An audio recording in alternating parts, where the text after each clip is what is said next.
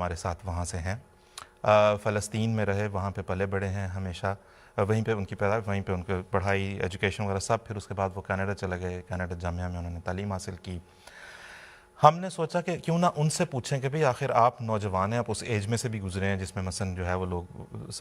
Training کے لیے army میں جاتے ہیں اور وغیرہ وغیرہ، اور پھر آپ اس کے بعد ظاہر ہے مطلب ایڈلٹہوڈ کا وہ کچھ وقت بھی آپ وہاں پہ گزار کے آئے ہیں، آپ صرف شہری ہیں،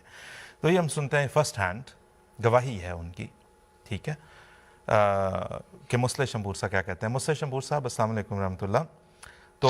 آپ ہمیں بتائیں جناب کیا ہے صورتحال ہے، اور بڑا آپ سے مختصر سا سیدھا سوال میں نے کیا ہے، کیا آپ کبھی گئے، کیا آپ کے ساتھی کبھی گئے، کیا آپ کو کبھی کوئرس کیا گیا، مجبور کیا گیا، کیا کوئی احمدی چوری چھپے آرمی میں، اسرائیلی آرمی میں کام کر رہا ہے؟ مسلح صاحب۔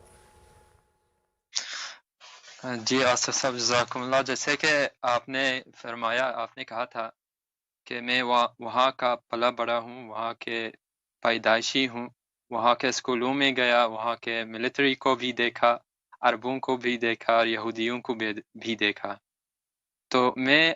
حیفا سٹی مشہور شہر ہے وہاں کا، تو اس میں وہاں پہ پورا اسرائیل میں ایک قانون ہے، جو ملٹری میں جانا چاہتے ہیں یہودیوں کے لیے یہ مینڈیٹری ہوتا ہے، فرض ہوتا ہے، لیکن جو دوسرے عرب فرقے ہیں، عرب احباب ہے، ان کے لیے والنٹریلی ہے، اگر وہ جانا چاہتے ہیں تو جا سکتے ہیں، اور جانے سے ان کو فائدہ بھی ملتا ہے، بہت کچھ سہولیات ملتی ہے۔ جیسے مثال کے طور پر اگر کوئی عرب چوز کرتا ہے کہ وہ ملٹری جوائن کرے وہاں پہ، تو ان کے لیے ٹیکسز بہت کم پے کرنا پڑتا ہے۔ ہمارے احمدی احباب، ہمارے جماعت احمدیہ جو کبابیر میں ہے، حیفا میں ہے، وہاں کوئی بھی ایسا احمدی نہیں، کوئی بھی ایک ہی بھی احمدی نہیں جو ان سہولیات سے فائدہ اٹھایا کہ جو ملٹری جوائن کر کے ان کے لیے ٹیکسز وغیرہ کم دینا پڑتا ہے وغیرہ۔ اس کے برعکس میں نے خاص طور پر دیکھا تھا کہ بلکہ مجھے یاد ہے کہ ایک کلاس میں تھے جو کلاس فیلو اسکول میں ہے، اس کا بھائی ملٹری جوائن کیا تھا، وہ احمدی نہیں ہے، وہ عربوں کے دوسرے فرقوں میں سے ہے، تو اس کا بھائی ملٹری جوائن کیا تھا، تو جب اسے پوچھا گیا کہ وہ کیوں جوائن کیا، تو اس نے کہا کہ وہ اس لیے تاکہ اس کے لیے جو سہولیات ہے اس میں سے فائدہ اٹھائے۔ ہمارے جو دوسرے فرقے ہیں، کچھ مسلمان کے بھی ہے، کچھ اہل سنت اور جماعت کا بھی ہے، اور کچھ دروز بھی ہے، کچھ بدو بھی ہے، ان میں سے ہر ایک فرقہ میں سے تقریباً وہ جوائن کرتے ہیں ملٹری اور ان سہولیات سے فائدہ اٹھاتے ہیں، اور میں خود جانتا ہوں لوگوں کو اور خود دیکھا، بلکہ اگر یوٹیوب میں جاتے ہیں تو یوٹیوب میں بھی آپ دیکھ سکیں گے کہ اہل سنت اور جماعت میں سے بھی ایسے عرب ہے جو فخر سے کہتے ہیں کہ ہاں جی ہم IDF اسرائیلی ڈیفنس ملٹری، تو اس میں جوائن کیا ہوا، یہ تو کھلا یوٹیوب میں پڑا ہوا۔ اس کے علاوہ ایک یہ بھی ہمیں اسٹرگل کرنا پڑتا ہے وہاں پہ کہ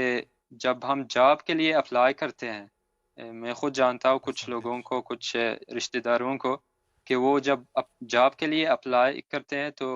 کافی بہت ایسے جگہ ہیں، ایسا بزنس ہے جو یہ درخواست کرتے ہیں کہ اگر آپ ہمارے امپلائی بننا چاہتے ہیں تو آپ ملٹری کر کے پھر آپ آ جائیں، تو جاب بھی کبھی مشکل ہو جاتا ہے ہمارے لیے، لیکن کوئی بھی ایسا احمدی نہیں جو کبھی بھی اسرائیلی ملٹری جوائن کیا۔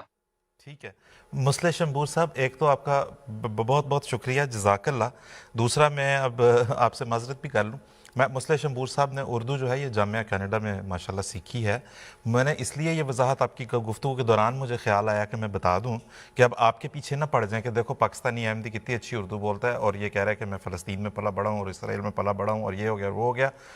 تو اس لیے جو ہے وہ اس پہ اب جو ہے نا ہمارے فارغ بیٹھے ہوئے نام نہاد صحافی وہ ان ولاگ اور بلاگز نہ بنانے شروع کر دیں، یہ انہوں نے جو ہے یہ اردو